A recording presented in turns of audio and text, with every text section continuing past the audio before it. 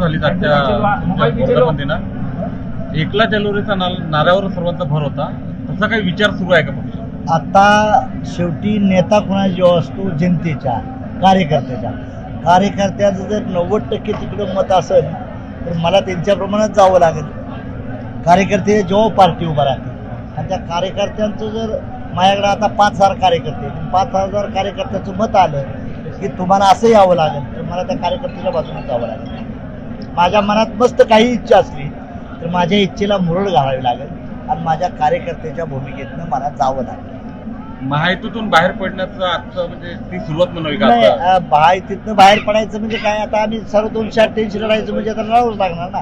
कार्यकर्त्याचं मत आहे तर महायुतीत असून सुद्धा आता काय त्याचा उपयोग नाही ना. म्हणजे आता कार्यकर्त्यांनी डिसिजन घेतलाय म्हणजे मला त्याचं ऐकावं लागेल 288 आणि त्या दृष्टीनं याच्यावर आमची पार्लमेंटला चर्चा होईल आमची दिल्लीला आमची मिटिंगची. पण राज्य लेवलच्या आज भूमिका जी आलेली आहे त्याला आम्ही बहुतेक करून केंद्रीय नेतृत्व त्याला सपोर्ट करेल असं माझा अंदाज आहे. अद्याप तुम्ही महायुतीत आहे असं म्हणताय?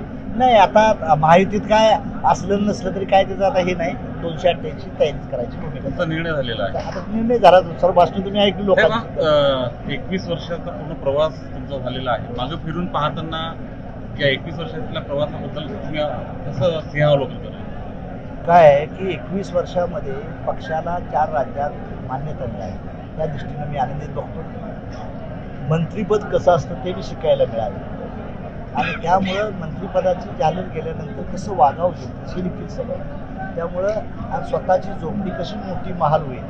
आता छोटा म्हणायचं नाही, राष्ट्रीय समाज पक्षही मोठा आहे. या दृष्टीने आम्ही चाललेलो आहे. त्यामुळं 21 वर्षामध्ये काही कडू काही चांगले अनुभव आले मला नाही असं नाही, पण त्यातून मला शिकायला भरपूर चांगलं मिळालं. देशभर पक्ष गेला, देशातल्या बहुतांशी 23 राज्यामध्ये टच केला. 23 राज्यात आणि 4 राज्यात तर आम्हाला मान्यताच मिळाली. त्यामुळं मंत्रिपदाचा ज्यावेळेस भारतीय जनता पार्टी अलायन्स केली त्यावेळेस देखील आम्हाला तिथं मंत्रिपद दिलं. त्यांनी दिलेला शब्द पाळला होता. त्यामुळे त्यांच्यावर रागायची काही गरज नाही. पण आता प्रत्येकाचा पक्ष वाढवायचा असतो. त्यामुळं मलाही माझा पक्ष वाढवला पाहिजे. त्या दृष्टीनं कार्यकर्त्याला आजचं चिंतन आणि मग चिंतन म्हणून झालेलं आहे. मनोज जरांगेंनी सर्वच इशारा दिला 29 सप्टेंबरपासून उपोषणाला बसण्याचा मराठा. ते आता त्यांच्याबद्दल न बोललेलं बरं. We are talking only the leader of the politician, not talking about the social. इसके बारे में बात करना ठीक नाही. मी राष्ट्रीय समाज पक्ष कसा वाढला पाहिजे, कोण काय म्हटलं त्याच्यावर रिॲक्शन देण्याची काही गरज नाही. आपलं कसं घोडं व्यवस्थित चालू झालं. छत्रपती शिवाजी महाराजांच्या पुतळ्यावर जे राजकारण होत आहे महाराष्ट्रात, तुम्ही अतिशय संवेदनशील राजकारणी ओळखले जातात. काय एकंदरीत सर्व जे चालू आहे त्याच्याबद्दल असं नाही झालं पाहिजे. छत्रपती शिवाजी महाराज असतील, बाबासाहेब असतील, महात्मा फुले असतील, त्यांच्याबद्दल असं नाही घडलं पाहिजे. पण दुर्दैव सत्ताधारी किंवा विरोधकांचं राजकारण मी करू नये. ठीक आहे, पुतळा पडलेला मोजा पुतळा पडायला नाहीच पाहिजे होता.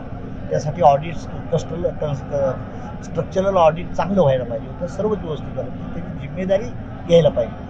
पण इथून पुढं तरी कमीत कमी पण त्याच्यावर नुसतं राजकारण करण्यासाठी मताची पोळी भाजण्यासाठी शिवाजी महाराजांना त्यात ओढणं गैर आहे या मताने आहे.